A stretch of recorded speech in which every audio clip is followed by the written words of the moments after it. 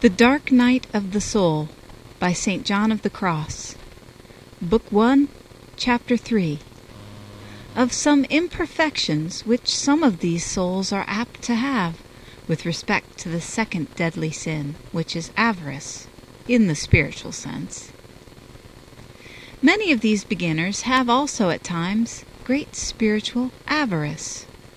They will be found to be discontented with the spirituality which God gives them, and they are very disconsolate and querulous, because they do not find in spiritual things the consolation that they would desire. Many can never have enough of listening to counsels and learning spiritual precepts, and of possessing and reading many books which treat of this matter, and they spend their time on all these things rather than on works of mortification and the perfecting of the inward poverty of spirit which should be theirs. Furthermore, they burden themselves with images and rosaries which are very curious. Now they put down one, now they take up another, now they change about, now change back again, now they want this kind of thing, now that, preferring one kind of cross to another because it is more curious. And others you will see adorned with Agnus Deis and relics and tokens, like children with trinkets. Here I condemn the attachment of the heart, and the affection which they have for the nature, multitude, and curiosity of these things, inasmuch as it is quite contrary to poverty of spirit, which considers only the substance of devotion, makes use only of what suffices for that end, and grows weary of this other kind of multiplicity and curiosity. For true devotion must issue from the heart, and consist in the truth and substances alone of what is represented by spiritual things. All the rest is affection and attachment, proceeding from imperfection. And in order that one may pass to any kind of perfection, it is necessary for such desires to be killed. I know a person who for more than 10 years made use of a cross roughly formed from a branch that had been blessed, fastened with a pin around it. He never ceased using it, and he always carried it about with him until I took it from him. And this was a person of no small sense and understanding. And I saw another who said his prayers using beads made of bones from the spine of a fish. His devotion was certainly no less precious on that account in the sight of God, for it is clear that these things carried no devotion in their workmanship or value. Those, then, who start from these beginnings and make good progress, attach themselves to no visible instruments, nor do they burden themselves with such, nor desire to know more than is necessary in order that they may act well. For they set their sights only on being right with God and on pleasing Him, and therein consists their covetousness.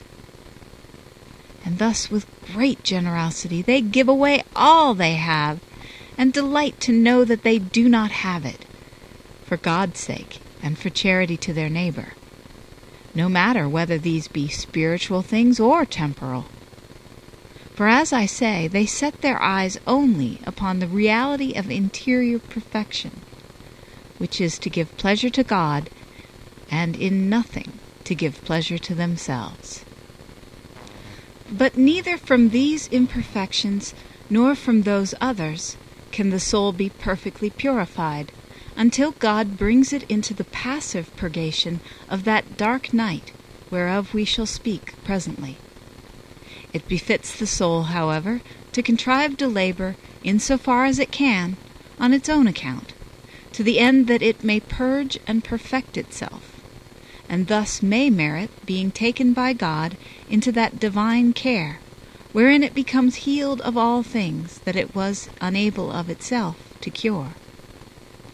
Because, however greatly the soul itself labors, it cannot actively purify itself so as to be in the least degree prepared for the divine union of perfection of love, if God does not take its hand and purge it in that dark fire, in the way and the manner which we have to describe.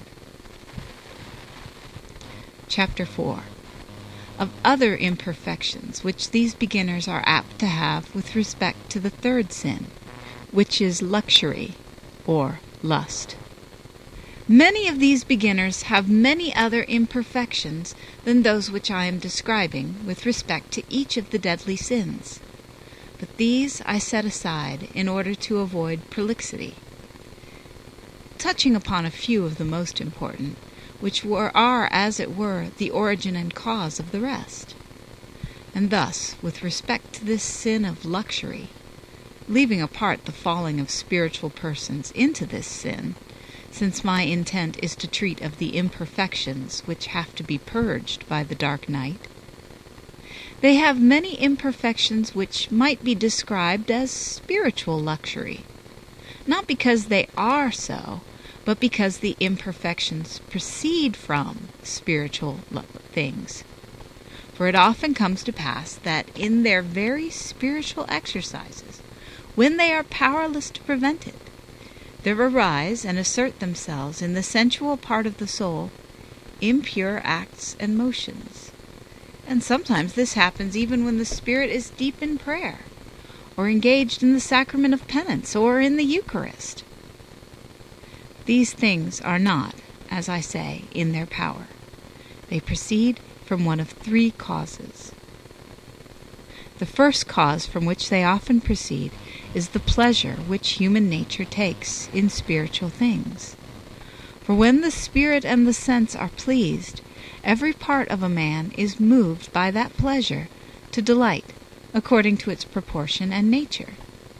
For then the spirit, which is the higher part, is moved to pleasure and delight in God, and the sensual nature, which is the lower part, is moved to pleasure and delight of the senses, because it cannot possess and lay hold upon anything else, and it therefore lays hold upon that which comes nearest to itself, which is the impure.